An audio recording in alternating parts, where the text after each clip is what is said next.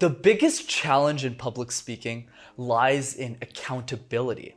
How do you hold yourself accountable to a skill that you don't practice as often and not on a regular basis either? We're answering that question on this episode of Master Talk. Hi everyone, my name is Brenden. I'm the founder of Master Talk, your go-to channel to mastering your talk. And today we're covering accountability, the challenges behind accountability, and how to master it. So let's get into it.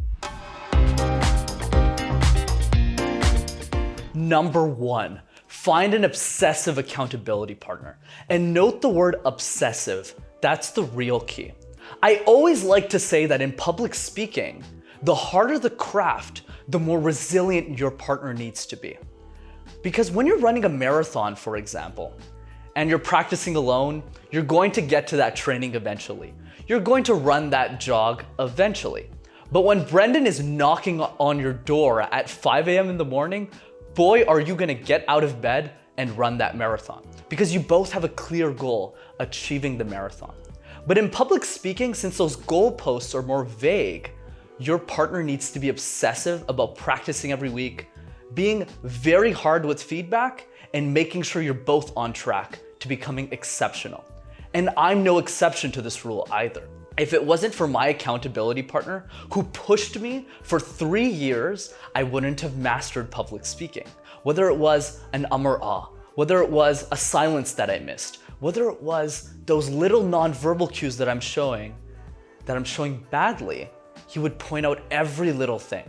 And I'm the same way. Every time he gave a presentation, I would tell him what he did well, but I would mostly focus on what we can do better. And it was through our relentless obsession with each other that we both became exceptional speakers. It's important to find that obsessive accountability partner, but it's also worth pointing out that both of those individuals don't need to be exceptional either. You can be really bad at public speaking at the beginning. Me and my partner were, but we loved working together and we loved pushing those boundaries. Number two, join a club that's built on community that relates to public speaking. When you're a part of a group or a group of individuals who are ambitious, who want to achieve something important in their life or achieve a certain skill, you're more incentivized to practice that skill so that you can be seen as someone important within that group. Let me give you the perfect example. Let's say you join a debate club, and the goal of debate club is to argue your points, give them in a way that's very persuasive. And communication is a byproduct of being amazing in that club. Because if you get better at public speaking, when you go to debate club, you'll communicate your thoughts much better and you'll be able to argue your thoughts even better. That's why people within that club will practice communication outside a debate club to do better in debate club. Joining a club that's built on community serves two purposes. The first one is that it holds you accountable to going back every week and performing and practicing. The second one is it's probably the easiest way for you to find an obsessive accountability partner. If you think about the club I joined, which was a case competition program in business school, everyone in the club was the top 1% of the faculty of the entire university. There was 8,000 business students at the university I went to in any given year, but only 80 people within the program. So everyone was very talented, everyone is exceptional, and everyone wants to win in case competitions.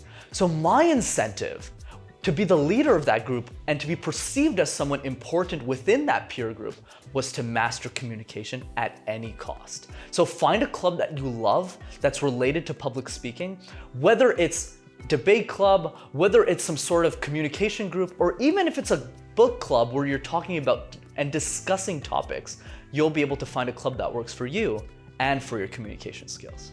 Number three, incorporate a reward system that works for you. Everyone is incentivized by different things. For some it's money, for others it's candy, and for others it's spending time with their families. Everyone is incentivized by something that really speaks to them. And for me, it was the reaction that I would get from my audience whenever I presented. Because when I started competing in competitions in business school, and a judge would come up to me and say, "Brenden, that was a great presentation," I would always want to make sure that the next time I presented to another judge, that they didn't tell me I was great, that they told me I was absolutely exceptional and that they would never forget my presentation for the rest of their life. That was my reward system. That's what fueled me and passions me even to this day. Getting the best reactions out of my audience. That is my reward system and the reason why I've become really good at public speaking. In that way, you need to find a reward system that works for you. Whether it's money, candy, or even simply a grin from your accountability partner congratulating you on a presentation well done. The last thing I want to leave you off with is the importance of practicing consistently. And more importantly, how that person doesn't necessarily need to be better than you at public speaking. One of the great things I love about public speaking is, especially in regards to my accountability partner and myself, is both of us struggled a lot with speaking at the beginning. We both weren't really good at it, but we practiced consistently over time together and obsessed over the little details that we both became really good at it. So my point is simple. You don't need to work with someone who's 10 or 100 times better than you at public speaking, because those individuals will generally charge you a lot of money for their time and effort. So I only recommend working with those types of individuals if you're already not bad at public speaking or you want to speed up your success and you can afford those rates. But generally speaking, it's more than fine to practice with someone at your own level and get better together.